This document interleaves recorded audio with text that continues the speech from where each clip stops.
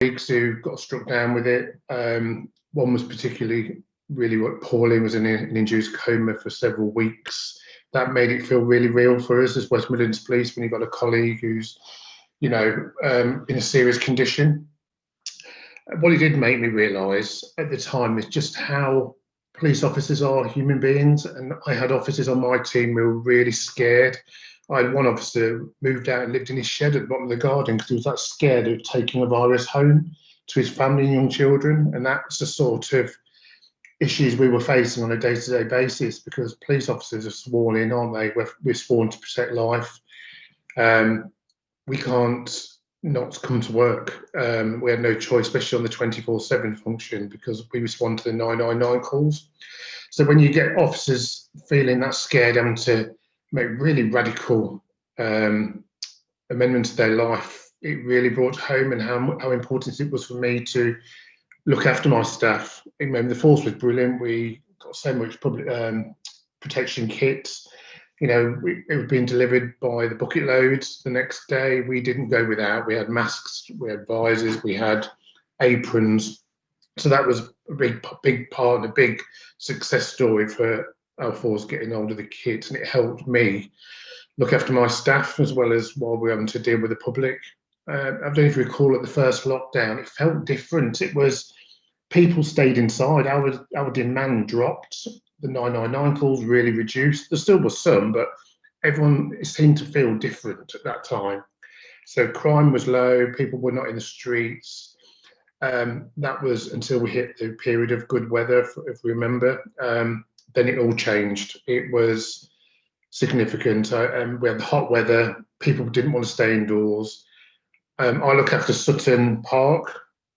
Part of my responsibility. My officer described it as looking like a Glastonbury festival when the peak summer months, because everyone wanted to sit in the park and have picnics. Obviously, that didn't help us try and enforce the regulations, the guidance at the time.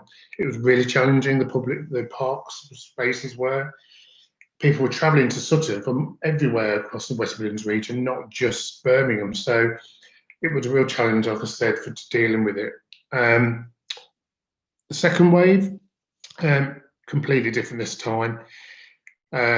Demand is still normal. We still get all the calls for service. We've got, crime. We've got people needing help and support. This time, that didn't drop off. So we had that to deal with, as well as a much more proactive stance to enforce people who are breaching the COVID regs. The difference in the second time as well, we learned a lot from the first wave. What happens is when the government changes any regulations, our legal services have to really unpick the finer detail and translate it into something which means something to the average police officer, so we know how to deal with the regs. There was some change in law. We were much more prepared this time. We had the technology to assist us. We've got mobile phones now with the app on to help us do fines, to help us register every time we've engaged. We call it the engage and enforce. So the government needs stats on that. So this time it felt a lot different. What we had as well is the force launched an operation called Reliance. I don't know how they picked the name. It was just one of those. That was the way we upped our capability, especially at weekends, to deal with the pop-up street parties in the summer months. We call them unauthorized music events. This is when gang members all try to film a YouTube video clip with all their mates, showing off a bit, having the music system. But obviously, it was challenging because of the numbers. So we launched that to help us enforce that. The stance for us, we use the 4 E's, so it's engage, explain, and educate is the priority for us. We don't want to enforce, and we do everything we can not to. However, there are still people out there that are ignoring the rules, ignoring the guidance. We've learned now how to record things better, so we understand where we've got repeat. People have been reporting breaches online. That's what we encourage them. But when we get addresses coming up time and time again, we've got much better in identifying those repeat offenders, and they're the ones we will target and prioritise, and to do some enforcement, fines or summons to court. And then obviously we've gone now and we've stayed in tier 3. Again, what that brought is a lot of confusion to me, especially, as well as my staff. I've got it all saved on my phone. Every time I get a query, I have to get my Google out because I can't remember everything. But tier 3 is, is here except for the 4 or 5 days over Christmas period, but we've still got to enforce. That is really a whistle stop of the phase in my experience, but I think it'd be better if I just asked a lot of questions. What I know about, but I'm no expert. I've got my Google, so everything I've got saved. What we've got in the force is an intranet site internal with all the guidance on, so officers can quickly log on. Because we always get a query which we don't know the answer to because things change so quickly. And when we do that, it's really important I do my bit to share what I know with my staff, and you guys are really helping us out now. So I think that's a whistle-stop tour of the last 12 months and the phases we've been through. So best if we answer specific questions, and we'll probably get into a bit more dialogue that way. Yeah, sure. So there's been a couple of questions actually in the Zoom chat. So if we read those out, Craig, do you want to do the first one? Yes, of course. Sorry, I'm on my phone, so this is why it's a bit fiddly. I think this one here from Susan, is it? About it's difficult to know which rules are rules and which ones are advisory. For example, she's been asked, would it be okay to drive from Birmingham to Nottingham? So that's basically from one tier 3 area to another tier 3 area to meet relatives, in a park, to swap presents. Yeah, I mean, the Christmas thing is slightly anomaly. That is just advice now, isn't it? The relax it for the Christmas period, I think it's 4 days. And at the moment, it's not, it's only guidance at the moment, that travelling over Christmas period. When we go back to normal, which we no doubt will, back to tier 3, and then it is rules, that's when we can enforce. If people haven't got a justifiable explanation why they're leaving tier 3, going to another tier 2. It might be a family emergency, it might be something which, there's always exceptions, but if it's blatant, we can enforce then. But Christmas is slightly different, slightly more confusing, because they've slackened the rules, but still saying advice not to. So that's what the latest is. The advice is not to travel between tiers, because you've still got the risk of carrying the virus without knowing. But it's not in force, if that makes sense. Yeah, I think one thing is to highlight as well, like you said before, like the police officers are just people as well. You're not here to ruin everyone's Christmas sort of thing. It's not a case of you're going to be breaking up Christmas dinners by any means. It's about being sensible, isn't it? Yeah, well, I mean, I can tell you the way the approach we're taking over Christmas is, like you just said, we are not here to ruin Christmas. We are not. The rules are 3 families can, come together over the Christmas period. The government's saying advising us not to, but that's just advice. We do not intend knocking on doors and checking. What we will be doing is those calls from the members of the public who are saying there's a party, there's 20 plus people. Because there are people who are still ignoring it, and they're the ones we want to prioritise. The people who just decided, it's Christmas, let's get the music blasting and 20 odd people coming and going out the front door. They're the type of addresses we will be dealing with. And we have got police officers working over Christmas, not the normal rates, not normal levels, but there are some, and that will be the expectations will be the priorities, which for us is COVID, and linked to COVID, domestic violence, which is significantly increased, 50% higher than normal. And we're saying it's COVID related because people are trapped indoors and getting frustrated, and it results in arguments and other stuff. So they're the type of priorities we'll be doing over Christmas period. I don't know if there's any other questions related to that in the chat. No, we are flooded with questions, but everyone's quite quiet today. Oh, we've got one actually. Yeah, they come now. You said that. We've got one. Do you want to say it, Craig? Yeah, of course. Hang on, just the chat box up here. Basically, Dan asks, do you think the government has made your job within the police a lot harder when it comes to Christmas? I'm guessing this is relating to the Christmas rules. That obviously Wales is slightly different. Theirs is 2 households, and with ours is 3. How do you think the police are going to be able to manage to cope with that, basically? I think it's when with the Christmas period I find harder. It's when we try and go back to tier 3, that because people have had a bit of a, they've had 4 days of being kind of normal. So suddenly now we've got to go back into tier 3 rules and regs where it's high level enforcement. That's going to be a challenge, I think.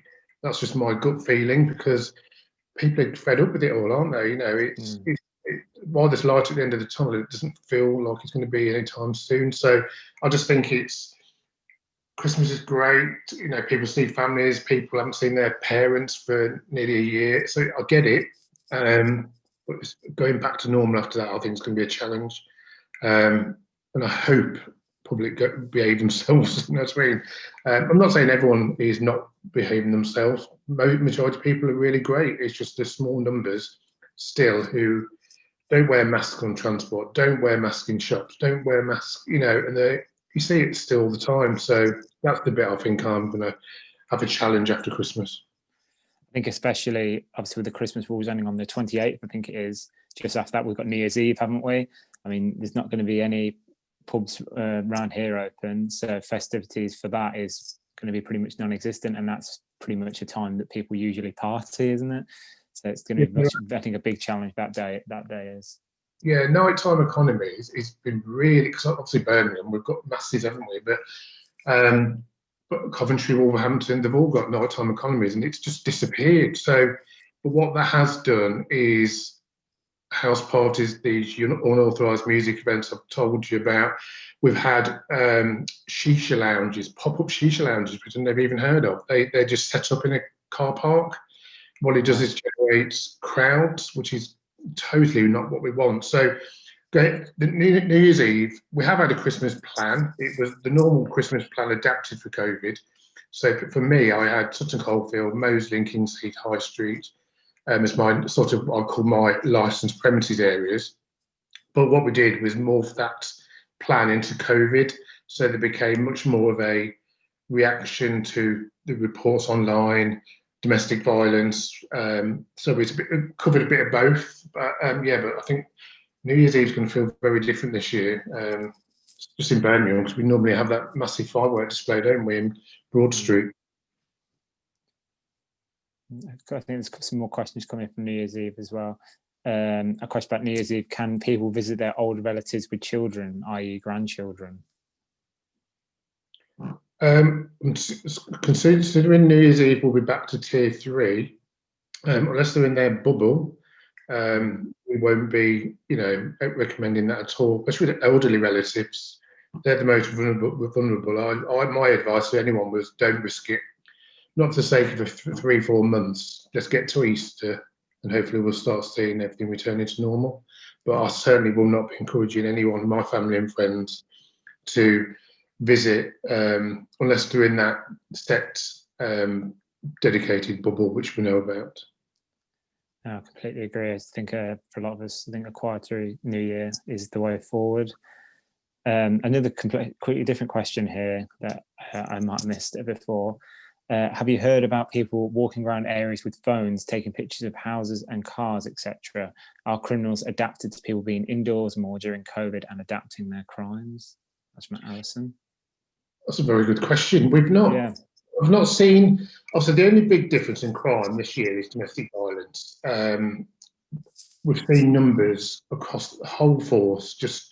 We've never seen demand such a spike so quickly, and it isn't coming down. Whilst we do report more domestic violence and even verbal arguments recorded as domestic, it's not all serious violence. I don't want to show that we've got domestic homicides going on, but it's such a big number. We've never seen anything like it before. Other crime types, I personally haven't noticed. Burglaries, it's seasonal anyway this time of year. We've had you hear car key burglaries where high power vehicles are stolen off driveways, people breaking. That's a regional problem, and that's organised crime groups who know what they're doing. That's not your local opportunists. They are, we get that, and we've had that but that's seasonal. Burglary hasn't spiked as any different to any other seasonal. Over the darker nights, when the clocks go back, that's when we notice burglaries and robberies go up. Because dark nights, people become more opportunist criminals, and that's. But just to assure you, I've not noticed anything significant since COVID. I think the one thing I thought of when that question came up, it's probably not something that you're working with in your area, was the amount of like online scams. I've noticed there's been I'm getting a lot more texts claiming I need to do this with my bank account or something like that. It seems that they are targeting more vulnerable people, especially that won't be around their families as much at the time. So I think it's just important to keep aware of that as well, especially over Christmas months. Yeah, online scamming. I've had, what's the one I've had of Amazon. When it's not a genuine one because your name's not in there, is it? It's or but the elderly wouldn't know that, would they? What else? No, exactly. Tax office is another big scam. I've had that before, where they say, click on this link, we owe you money. Tax office would never do that. If they owe you money, you get a letter, wouldn't you, in a check or straight to your bank. So they're the sort of things. But again, I've not noticed COVID impacting on the number of reports, because it's always happened. But probably we're more switched on to it, aren't we now? Most definitely. And the question here from Dan: homeless people, what happens to them if found sleeping in the doorway? Where do you direct them? Yeah, I mean, my colleague, I don't know if people know Sarah Tamblin, she works on the west side, I'm the east. She's my peer on the other side. She's the lead for Birmingham, and we've got a lot of work going on anyway. There's a dedicated group we meet to talk about begging, homeless, all everything. We don't want to enforce homelessness, you know what I mean? We don't want to arrest people. We've got a lot of charity organisations working with us, and that's kind of stepped up as well with Christmas, which they normally do, but this time of year it's so more important as well. So I don't know the list of names. I can get them to you from Sarah Tambling, but I can assure you that she's the lead. We do a lot of work behind the scenes with homeless. Again, we try and do outreach work, get them medical care, get them the support care they need. There is the odd one or two who just will not listen and keep coming back, and they're the ones we have to enforce against. We rather use outreach people to give them care and support rather than arrest them. It's not good for anyone arresting people. Gets them off the streets only on a temporary basis, and they could be back on the following day when the courts release them. I know at the council, when this virus became a lot more prevalent back in March, we were doing a lot of work in the public health sector, the homeless sector as well, because obviously we wanted to get people off streets because we didn't understand mainly how this virus really worked, how it spread. So we were really concerned about making sure homeless people especially were safe and weren't put in a vulnerable position. So we know all about that. Go back to the chat here, see if there's any more questions. I've seen one about Boxing Day sales. Is it going to be an issue? Is that going to be an issue? Boxing Day sales, I imagine it's going to be big crowds. Yeah, I mean, it was on the news yesterday, Oxford Street in London, wasn't it? Someone saying, you have 2 meters apart and you can't mix. But go down Oxford Street, you can mix with 10,000 people, shoulder to shoulder. I don't know how the government's going to deal with that. You've got to balance up the need for the economy. Retailers, it's awful, isn't it? I think they'll be open, and I think the stores have got to take some responsibility. Like I was in town the other day, Primark, they have security, don't they? They're really good at how they distance the queues, make sure they're 2 meters apart. So shops are trying to do their bit, but yeah, it does concern me as well. But I don't think the government's going to change anything before Boxing Day sales, because the economy needs the money, don't they? So it's definitely do. We're just going to have to do what we can, I think. Yeah, I think everyone needs to think about whether they need to go and act sensibly, really, don't they? A big question here from Jane. I'm aware, even pre-COVID, of pressures on police force workload. How much are you having to prioritise COVID-related enforcement work, so other than routine work fails to be done, e.g. road collisions, burglaries? She was concerned around Easter time when reported an RTC in which a cyclist was injured, not serious, by a van driver who admitted it was his fault, didn't stop and give way, blaming having to work extra long shifts for online supermarket deliveries. Could have been worse next time. I was informed the police weren't able to investigate and prevent further incidents. So I'm guessing she's asking here is like, how has COVID prioritised your work and your enforcement work as the year's gone on? Yeah, as I said, the first lockdown, it didn't feel bad because normal demand did drop because people were behaving, staying indoors and doing what they should be. The second lockdown and tier 3 has been a real challenge. We were getting lots of people reporting their neighbours, that type of thing. So this is why we've said, look, please do that online. Don't clog up the 999 or 101 system, because that department's under a lot of strain all the time with demand. So we try and do the low-level reporting online just to free up that. I know our police crime commissioner republished ours. Obviously, he's got responsibility for crime, and he made some amendments to his strategic priorities so that the public and everyone else could know that COVID has impacted on us. And he kind of tweaks the priorities, saying COVID is made to focus on the following areas, and that was domestic violence, COVID breaches, knife crime. They were the top three which we will focus on. But we are trying to still do everything. It's not perfect, but we do still try and do everything we can within our gift. It has been a challenge. The government's given additional funding so we can do some of this COVID activity using overtime. But I can tell you now, some police officers are burnt out, so they don't want overtime, just want to go home, and I don't blame them. And that's the reality when you have a prolonged operation. It's great for a few weeks, but when it becomes months, people get tired, don't they? And you can't force people to do overtime unless it's a major incident. We're not allowed. So it's not an easy answer. It is a challenge. We'll try and do it. We'll try and get to as much as we can, but we do have to prioritise domestic, knife crime, violent crime, where people are genuinely at risk of harm. But we do still try, and we do review every day what the logs, we call them, our calls become logs. What's in there? What can we do over the phone? What do we need to turn out to? There's some low-level stuff which we just cannot investigate when there's no opportunity of getting anyone in custody. And some of those are not easy to explain to members of the public, but that is the reality. But hopefully not too much of those type of crimes. Another question from Adrian.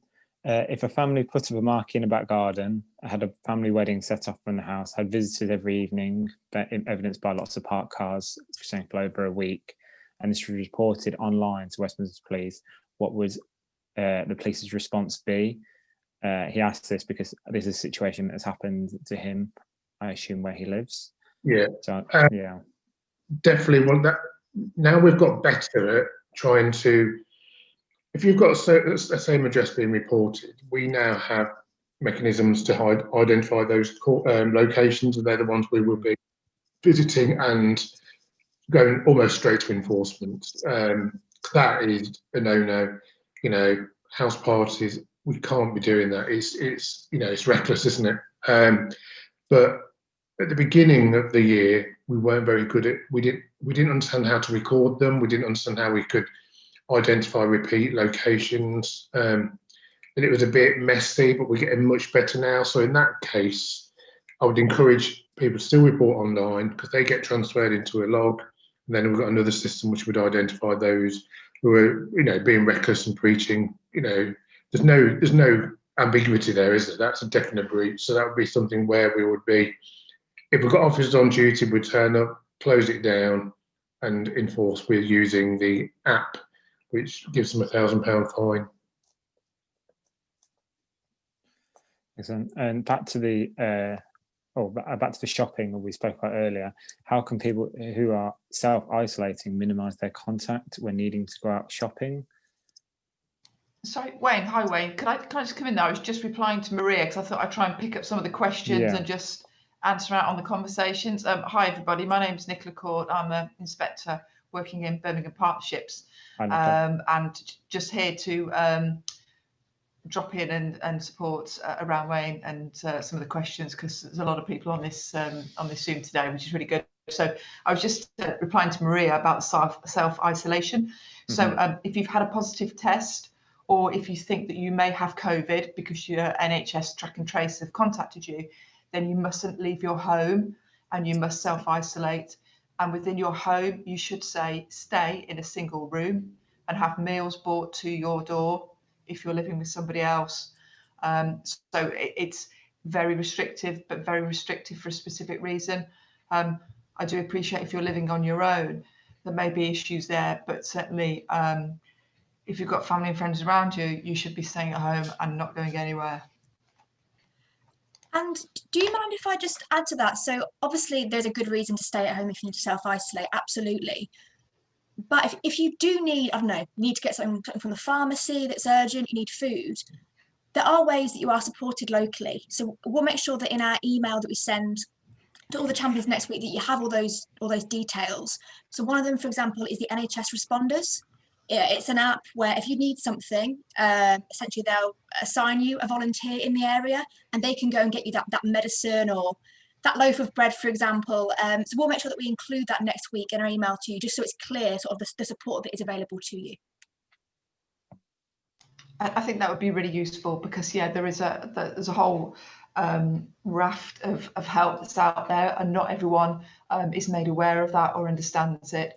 And those people who are volunteers who can drop off medication, can drop off food, you know, they're in for it because it's what they want to do, and there's so many people able to support you. You know, you are not on your own, but I understand it's about knowing what's available and being able to access it. Self-isolation is such an important factor to managing this virus, and the NHS, the police force and the councils UK-wide all know that and are making sure to support wherever we can. Go a bit to a different question now. What do you do when people are begging at traffic lights? What do you, as in, what can people do when they see people begging at traffic lights? Is there a number that they can contact to inform the police? No different to the normal 101 number, I'm afraid. But we've, like I said, with the community safety partnership, the police with various partners, there's a dedicated tasking finishing group. What we do is we don't just want to move these individuals around the city, and that's what we're doing. So police will turn up, we'll move them on, they'll be on a different part of Birmingham or another force area. So what we do is we look at the individuals we're dealing with, we get the support they need. That's a priority with the specialists. And then those who are constantly ignoring everything we're doing, they're the ones which we are forced into a position to arrest and do the prosecution. But that is not what we want to do with the begging. I know it's a big issue for the city. I get a lot of complaints because a lot of it on my part, Coventry Road, not far from where I live. I see a few. It can be intimidated for people, and I get that. But we're trying to get them the genuine support rather than just talk about enforcement. So a lot goes on behind the scenes. This group meets twice fortnightly, representative for all of Birmingham, because the Birmingham Community Safety Partnership are leading on it. So ring 101. It will get logged. At least then we can, still monitor it. But there isn't a hotline as such, not for us anyway. There'll be various charities which we can get numbers for, but I don't know if they've got the capability to respond as quickly as you'd like. Not the answer I think you wanted, but we know about it. Thank you. Again, something slightly bit different here.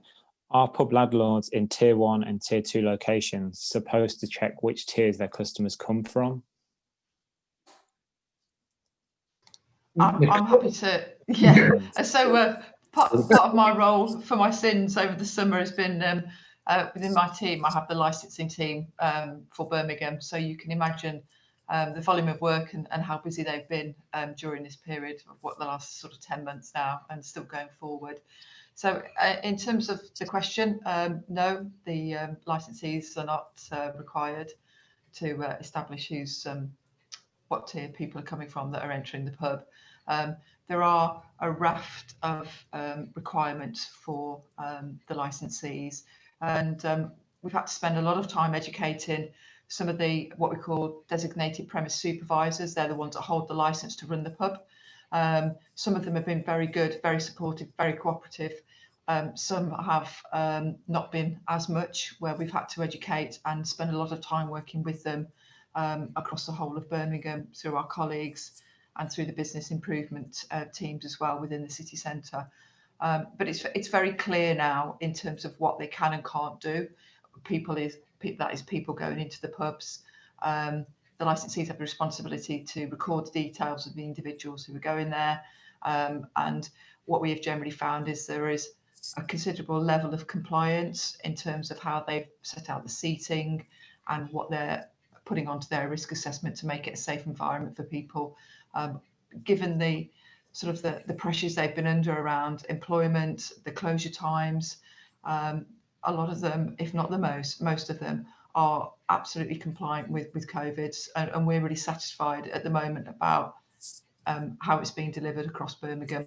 Obviously, when they're open, clearly not at the moment, but they still can do takeaway and delivery at the moment, which gives them some opportunity of generating income still. Yeah, I know at the council we've done a lot of work with the Birmingham Chamber of Commerce and local businesses to ensure they know the proper rules and to support them where we can, because it's obviously been really, really hard year for them. And the last thing they need is customers from a higher tier coming in and potentially endangering their business. I think you mentioned this earlier, another question from Dan. What is the worst thing the police force are expecting this Christmas? Is it people partying, or any rules particularly that you're worried about people going against? I mean, we spoke about this a little bit earlier, but I don't know if you wanted to highlight just anything you're quite afraid of this Christmas, police-wise. Christmas break, traditional Christmas without COVID was always busy, especially Boxing Day. That was a thing, especially young people, they get fed up being indoors and want to go out partying. So entertainment zones in Birmingham were always busy on Boxing Day. I think this year, obviously we haven't got the nighttime economy, but people will still want to do something. So I genuinely fear, going back to what I said earlier, house parties, unauthorised music events. I think that over the Christmas period, that will be the biggest challenge to us. But I think we covered that earlier, didn't we? Yeah. I'm not sure if we've got any other questions more coming in the chat. I think just for me, I was going to ask, how are you preparing going into 2021? Look, obviously, there's, like you said, light at the end of the tunnel, but there's still a lot of uncertainties. What conversations have you had about your plans for the new year in 2021 going on? We've already, we've still, so as an organisation, we've got a real command and control sort of structure sitting behind this, headed up by one of our assistant chief constables, and we've got thematic leads on community engagement, enforcement. So every day there are meetings, and every day we get different kind of guidance, direction, tasks. Obviously, we've got certain GP surgeries now going to be storing the vaccine. Just before I finished work on Friday last week, we were having to come up with patrol plans around those surgeries to make sure the security measures were in place, because we didn't want anything going wrong. We've still got to support our colleagues. We're not changing anything. I just think we've got to get through Christmas. We've got to hopefully, and fingers crossed, there isn't going to be another third wave. Hopefully the tier 3 will keep us in a stable position. And once the vaccination comes out to the general public, it's going to take months. I was watching the news earlier. They reckon it'll be April, May time before we start seeing anything, any benefits. But there's a lot of stuff being delivered to GPs, surgeries. We've got the Coventry pilots with the vaccinations going on. We are having to support those agencies to make sure that criminals don't target and start stealing vaccinations. That would be horrendous. So there's still a lot of work we have to do behind the scenes. Yeah, I think it's going to be a very interesting year looking ahead. I mean, I don't know if there's any more questions coming into the chat. I know, Nicola, you joined late. Is there anything you'd like to add on how your year's been, or looking ahead to 2021? Well, it pretty much echoes what Wayne has just spoke about. I suppose most of my time over the last several months, as I said, is been focused upon licensing, which has been a huge challenging for my team of 4 staff. But the landlords in the majority have been compliant and worked with us, and we've had the full support, of the bids within Birmingham and the city centre there, which has been excellent. And we've had, as Wayne mentioned, the Op Reliant and our patrols, and also we've developed a good relationship with environmental health, which has really assisted with joint patrols, because we don't, as a licensing department, obviously we manage liquor, etc. licensing. Environmental health will pick up other areas of business such as the shisha lounges, snooker halls that aren't compliant, some of the major stores that over the last 6 months, haven't enforced or requested their staff to wear, and their members of the public going in, customers, to wear face coverings. So environmental health have picked up a fair proportion of that work for us, which has been really good. And I envisage that continuing into the new year and beyond. And this, it has always been about us educating and engaging with members of the public and sharing their guidance. And where we get to the point that there is non-compliance, then obviously we have the opportunity to deliver that enforcement. But that is our last approach. It's about educating and people taking social responsibility around what they should be doing and ensure they comply with the government guidance and legislation.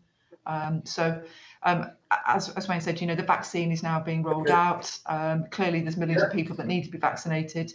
I think we're still going to be delivering around COVID and our usual business up until springtime and beyond. But we'll see how it goes. But I'm confident that we've got all those processes in place that we need to ensure that we keep the public safe. Not too sure who that is in the background, but I can't overtalk that.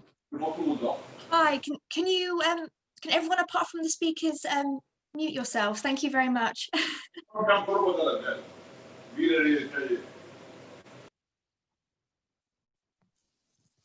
Okay, yeah.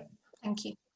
I think we might actually have a couple more questions now in the chat. Looks like we do, yeah. Just have a look. Yeah, I'm not sure how long we've got left. About, is it 15 minutes or so we've got left? Should be able to squeeze these in, yeah. Where were we? I think one might actually be for me to answer from downward. Oh, yeah. So this is in response to me talking about the Nhs Responders and other support that there is, that there is out there for people. So the question is, Holly, what about those who can't use tech or haven't got mobile phones and internet access? I mean, yeah, you raise such an amazing point. So COVID, obviously with everything having to go online and us having to rely on technology, it really highlights, there are people in society that, perhaps don't use computers or don't have one and don't know how. And there might be people that don't have the internet, mobile phones. And obviously as time has gone on, we realise that is a massive issue, and we are doing pieces of work around this. I guess one of the main things we're doing is we are commissioning providers locally to help in situations like this. They'll be aware of these people that perhaps don't have access to mobile phones, etc. And they'll find a way to be in contact with them. So if you're COVID safe, and if they do need something during this time, they will be able to either speak to the responders on their behalf, perhaps using their mobile or another phone, or perhaps even they can give them what they need, at a social distance. So we are finding ways around this, but you're absolutely right. And in a nutshell, it is very challenging. Perhaps we can put some things about this in the email as well, around support and what we are doing for these people as well. Right.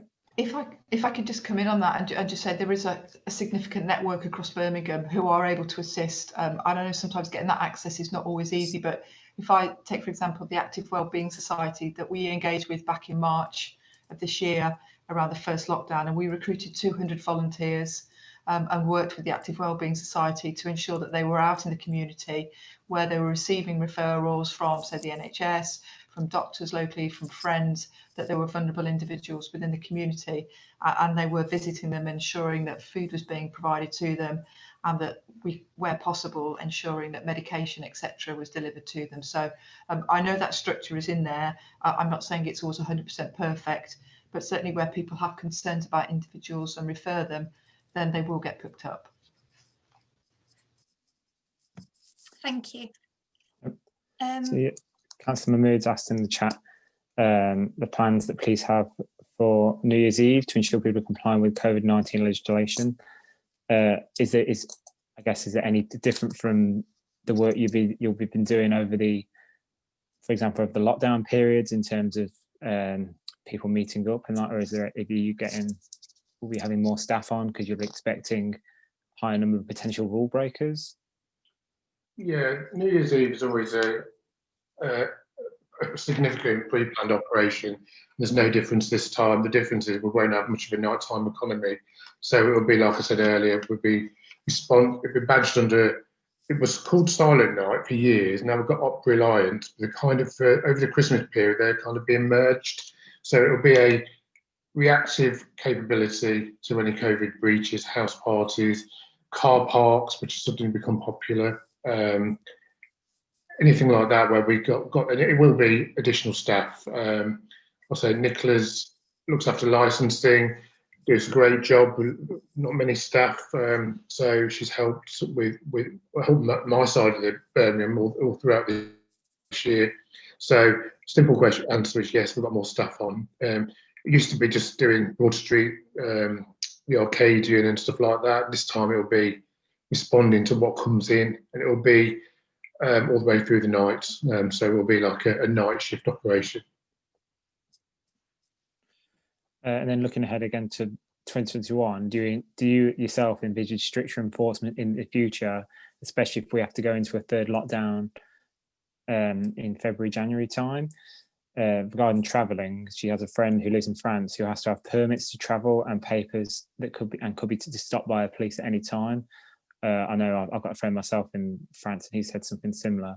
And Jack says as well, compared to that, we seem to have quite lenient rules, especially around essential travel.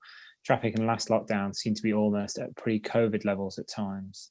So going ahead to 2021, do you expect any stricter enforcement in a potential third lockdown? I'm hoping there won't be a need for a third lockdown, but I think they'll wait to see how Christmas impacts on the infection rates. France seems to have all led the way, don't they, since the first wave early on in the year, and Germany not far behind. So I don't know. I watched the news quite a lot for all this, try and see what's coming. I think they're waiting for Christmas to see the impact. There's talk of a possible third wave because of the Christmas relaxation. Hopefully not. I really do. I want to see people. Personally, I can't wait to go on holiday again and things like that. I just want something to look forward to. So, because if not, it has an impact on individuals, doesn't it? I think people are suffering. People probably don't realise half the time, but it is. The longer it goes on, people's mental health, people's moods, people's capability to deal with it just gets less and less, I think. So. I hope not. That's the answer. I really do hope not. Same, yeah. I think we're all looking forward to a bit of normality, that's for sure. Where are we in the chat? I see Councillor Peter Fowler as he could ask a question. Thank you, Craig, Holly, and good morning, Wayne. Yes, one particular question I'd like to ask is that certainly as a shadow cabinet member at Birmingham City Council, which part of it is including community safety, etc., and somebody just alluded to 2021, a number of occasions we've had a number of protests within the city, and that of course we've seen many protests because lots of people are all crammed in and we're trying to get them to social distance. everybody has the right to protest, but it's how I always say how difficult it must be for the police to actually work with protesters and enforce the social distancing, which must be incredibly hard. I wonder how you would be coping with that, certainly again in 2021. And my other quick question was to the next one, sorry, was to the three of you, is that with Justin Varney, we as councillors, we get emails from Justin and normally from Vera and Paulette, and we normally get the heading of please share. So we can then put, as I do, as a ward member for Harborne, I will then copy and paste and put it on to the Harborne community. So part of our champions thing. And I'm just wondering, can we ensure, because I often wonder if I get emails through, in short, if it doesn't say please share, I then think, oh, how much of this can I copy and paste to put on? Because I might put some on that I shouldn't have done. So to help us all, I think, any information that we can put out to the public that we can literally cut and paste, that heading of please share. Sorry to have gone on, but I think it's incredibly helpful for us so we don't divulge something we shouldn't do, and because it's external or internal. Thank you. No, Councillor, thank you. I mean, comms, I'm glad you asked that, because I was going to finish off with how we can help you guys. What do you need from us? Can we get better in sharing any news stories for you, or are you happy with the way it's going? So I'll start with the first one then. So the protests, protests are always challenging, but we're the force of really quite sophisticated. We have protest liaison officers. So when we get what I call the genuine protests and give it advance notice, part of the pre-planning will be engaging with using our trained protest liaison officers, and they do a fantastic job in, giving advice, guidance, what they should do, numbers, location, all that type of stuff. But what you always get on the day is those people who just latch on, don't you? We didn't expect the hangers on, and they're the ones who often come. Not saying all protests end up in trouble, but some of them do. Nothing significant, but yeah. And COVID doesn't. Yeah, when you're watching it live on CCTV from our control room, you see the numbers, especially in like Victoria Square, which seems to be a popular location. It's quite scary when you see how close the volume and how close they are together, whether wearing a mask or not. There's new guidance and legislation coming out about protests. I did read about it, but I'm no expert, so that's something I need to read up on it. That's only very new legislation come out. And going back to the comms bit, yeah, I'm really grateful and mindful of the role you play and how difficult it is. How can we get better at sharing the messages? Should we do anything different? Have we missed a trick? Because not other local. I've been canvassing the other local authorities, and they don't have what we have in Birmingham. So they have the paid marshals or whatever. They're all called different titles in other local authorities. But we have got this team of volunteers to help us out. We're way ahead of other local authorities. So I'm just keen that we've got all these various mechanisms we use for messaging, like WM Now, Twitter, social media platforms, but is that enough? Do we need more? Do we need anything more specific? Because this is going to be for the next 4 months as a minimum, I suggest. So I'm glad about the comms question, because I'd like to take something away to have a think about, if I may. I guess what we could do. So I guess we'll make sure that any comms that we send out to the COVID champions, it's very clear what you can share. What's in the public domain and what isn't.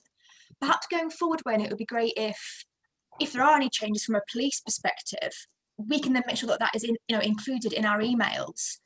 And then obviously the champions can do their great work in sending that information out. I was going to say, yeah, throughout this whole year, I have a weekly chat with, it's called, it's basically all the local authorities comms, the Westminster Police comms, NHS comms, to ensure that everyone knows what each other's doing, really, and they're always very receptive about the COVID champions work and a lot of the work that Birmingham is doing. But yeah, we have to make sure that we are sharing as much of this stuff as possible, really. Thank you, Craig.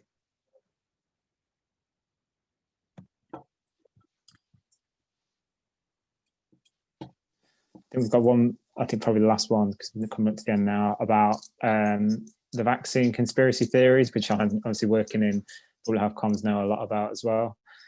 How do you think that's been taken on board by the community in the area?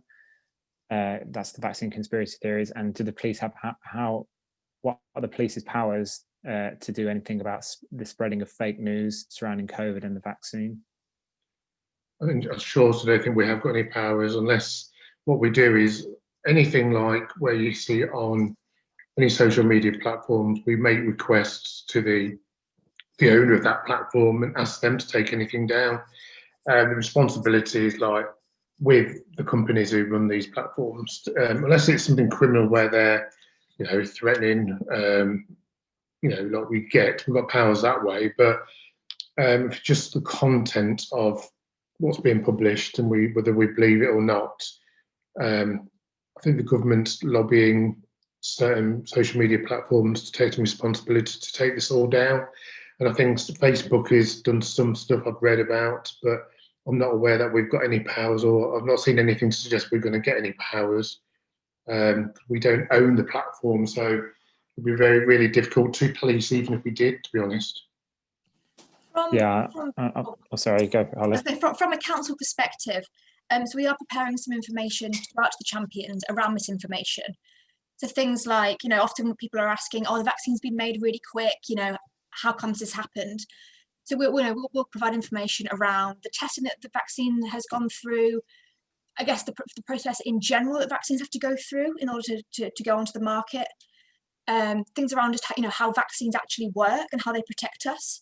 And I guess the main thing we can do as champions is to just push this information out far and wide and give people the chance to read it and understand it, to prevent that misinformation being spread.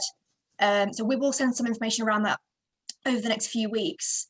But yeah, it's a really hard one. There's so much misinformation out there. I guess we just have to, where we can, call it out and just give the correct answer. The power of misinformation is very strong. There's a lot of fake news, as you'd call it, floating around. So it's important to realise what's real out there and make sure it's coming from the correct source. You don't forget we had the 5G mast thing at the beginning of the year. That was the being blamed for spreading of COVID. So, and that did impact on the police. We had lots of masts being burned, vandalised.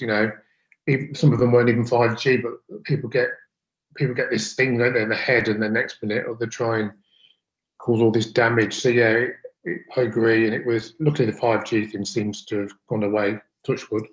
But yeah, that's just an example of how it can spread far and wide.